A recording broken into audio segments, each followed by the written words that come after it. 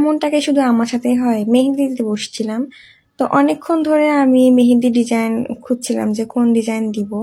Design খুঁজতে খুঁজতে তো মিনিমাম আধা ঘন্টা 1 ঘন্টা চলেই যায়। যতই ডিজাইন পছন্দ করে রাখি না কেন যে এই ডিজাইনটা করব, দিতে যাওয়ার সময় যখন মেহেদি পরবো তখন আর ওই ডিজাইনটা চোখে ভালো লাগে না, যার কারণে মেহেদি খুঁজতে ডিজাইন খুঁজতে বহুত সময় লাগে। তা এই একটা তো ব্যাপার আছে। তা আমি অনেক ডিজাইন খোঁজার পরে ভাবলাম যে এই ডিজাইনটা দিই। তো এই ডিজাইন যখন আমি শুরু করছিলাম তখন আমার ভালোই লাগছিল যে ডিজাইনটা অনেকটাই ইউনিক আর ডিজাইনটা খুবই সুন্দর, হাতে করলে বেশ ভালো লাগবে। তা আমি এইটুকু ডিজাইন করার সময় আমার মানে কেন জানি আমার ডিজাইন করার প্রতি আর কোনো আগ্রহই নাই। হঠাৎ করে আমার আর মেহেদি পরতে আর ইচ্ছেই হচ্ছিল না, বাট আমি ভাবলাম যে মেহেদি পরতে ভালো লাগছে না।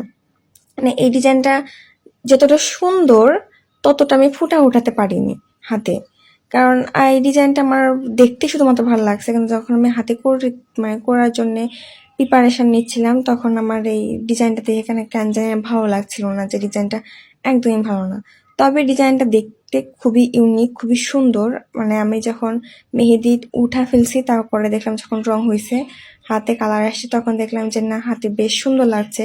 তার মানে পুরো ডিজাইনটা করলে তখন ভালো লাগতো, কিন্তু আমার ওই মুহূর্তে আর ডিজাইন করতে একটু